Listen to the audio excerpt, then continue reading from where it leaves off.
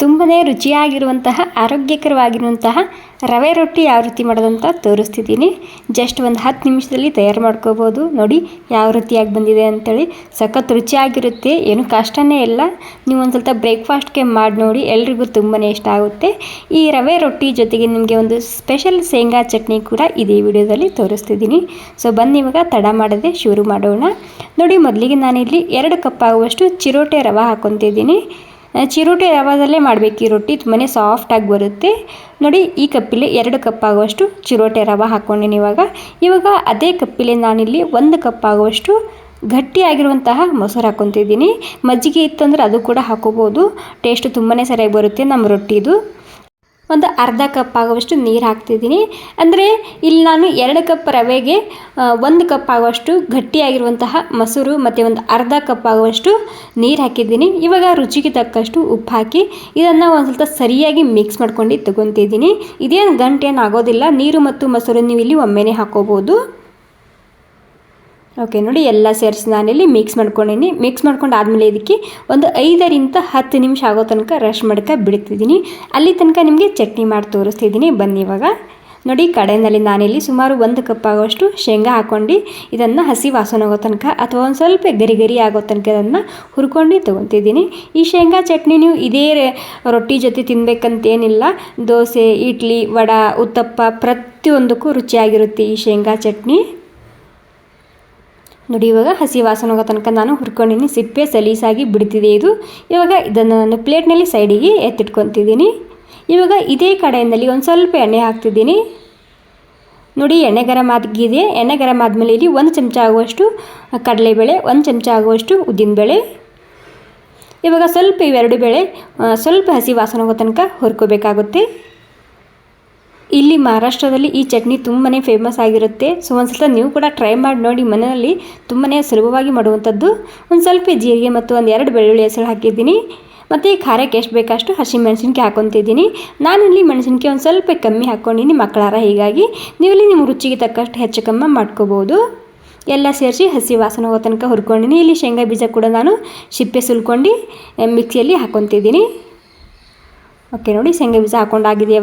ಇವಾಗ ಈ ಕಡಲೆಬೇಳೆ, ಮೆಣಸಿನ್ಕಾಯಿ, ಉದ್ದಿನಬೇಳೆ ಹುರ್ಕೊಂಡಿದ್ದಲ್ಲ ಅದು ಕೂಡ ಇದರಲ್ಲಿ ಹಾಕ್ಕೊತಿದ್ದೀನಿ. ಓಕೆ ನೋಡಿ ಅದ್ರ ಜೊತೆಗೆ ನಾನಿಲ್ಲಿ ಒಂದು ಅರ್ಧ ಕಪ್ ಆಗುವಷ್ಟು ಹಸಿ ತೆಂಗಿನಕಾಯಿ ಸಣ್ಣದಾಗಿ ಕಟ್ ಮಾಡಿ ಇಟ್ಕೊಂಡಿನಿ, ಅದು ಕೂಡ ಹಾಕ್ತಿದ್ದೀನಿ.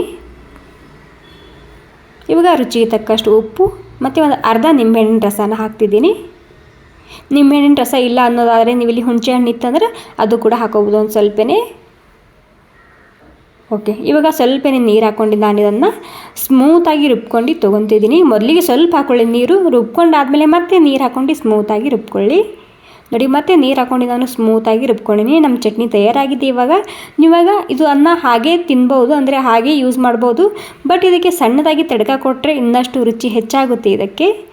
ಇವಾಗ ನಿಮಗಿಲ್ಲಿ ಎಷ್ಟು ಗಟ್ಟಿ ಬೇಕು, ಎಷ್ಟು ತಿಳಿಬೇಕು ನೋಡ್ಕೊಂಡು ನೀರನ್ನ ಹಾಕ್ಕೊಂಡು ಈ ಚಟ್ನಿನ ನೀವಿಲ್ಲಿ ಅಡ್ಜಸ್ಟ್ ಮಾಡ್ಕೊಳ್ಳಿ.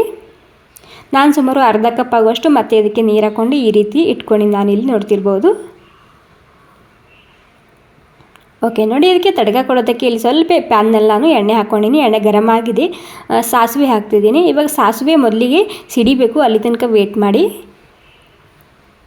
ಓಕೆ ನೋಡಿ ಸಾಸಿವೆ ಸಿಡಿತಾ ಇದ್ದಾಗೆ ಒಂದು ಸ್ವಲ್ಪ ಹಿಂಗೆ ಹಾಕ್ತಿದ್ದೀನಿ. ಮತ್ತು ಒಂದು ಸ್ವಲ್ಪ ಕರಿಬೇವು ಸೊಪ್ಪು ಹಾಕಿದರೆ ಸಾಕು, ನಮ್ಮ ರುಚಿಯಾಗಿರುವಂತಹ ಚಟ್ನಿ, ಶೇಂಗಾ ಚಟ್ನಿ ತಯಾರಾಗುತ್ತೆ. ಇವಾಗ ನಮ್ಮ ಶೇಂಗಾ ಚಟ್ನಿ ತಯಾರಾದಮೇಲೆ ನಾನಿಲ್ಲಿ ಈ ಹಿಟ್ಟಿಗೆ ಕೂಡ ಸುಮಾರು ಒಂದು 10 ನಿಮಿಷ ಆಗಿದೆ. 10 ನಿಮಿಷದಲ್ಲಿ ಚಟ್ನಿ ತಯಾರು ಮಾಡ್ಕೊಂಡಿದ್ದೆ. ಇವಾಗ ರವೆ ರೊಟ್ಟಿ ಯಾವ ರೀತಿ ಮಾಡೋದಂತ ನೋಡೋಣ ಬನ್ನಿ. ನೋಡಿ ಇಲ್ಲಿ ಒಂದು 2 ಕ್ಯಾರೆಟ್ ನಾನು ತುರ್ಕೊಂಡು ಹಾಕ್ಕೊತಿದ್ದೀನಿ ಸಣ್ಣದಾಗಿ. ಮತ್ತು ಖಾರಕ್ಕೆ ಎಷ್ಟು ಬೇಕಷ್ಟು ಹಸಿಮೆಣಸಿನ್ಕಾಯಿ ಹಾಕ್ತಿದ್ದೀನಿ. ಮತ್ತು ಈರುಳ್ಳಿ ಹಾಕ್ತಿದ್ದೀನಿ. ಇದರಲ್ಲಿ ಈರುಳ್ಳಿ ಕ್ವಾಂಟಿಟಿ ಸ್ವಲ್ಪ ಜಾಸ್ತಿನೇ ಇರಲಿ, ತುಂಬಾ ರುಚಿ ಬರುತ್ತೆ ರೊಟ್ಟಿ. ನಾನಿಲ್ಲಿ ಸುಮಾರು 3 ಈರುಳ್ಳಿನ ಸಣ್ಣದಾಗಿ ಕಟ್ ಮಾಡ್ಕೊಂಡು ಹಾಕ್ಕೊಂಡಿನಿ. ಮತ್ತು ಒಂದು ಸ್ವಲ್ಪ ಕ್ಯಾಬೇಜ್ ಕೂಡ ನಾನಿಲ್ಲಿ ಸಣ್ಣದಾಗಿ ಕಟ್ ಮಾಡ್ಕೊಂಡು ಹಾಕ್ಕೊತಿದ್ದೀನಿ. ಮತ್ತು ಜೀರಿಗೆ ಹಾಕ್ತಿದ್ದೀನಿ ಒಂದು ಸ್ವಲ್ಪನೇ.